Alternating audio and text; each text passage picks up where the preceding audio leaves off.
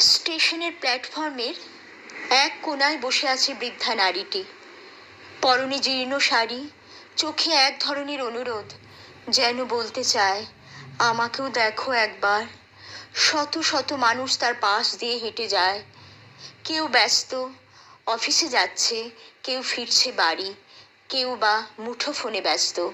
হঠাৎ একটি ছোট্ট মেয়ে মায়ের হাত ছেড়ে ছুটে এসে বৃদ্ধার সামনে দাঁড়ায়। হাতে তার আধখানা বিস্কুট। মেয়েটি বিস্কুটটা বাড়িয়ে ধরে।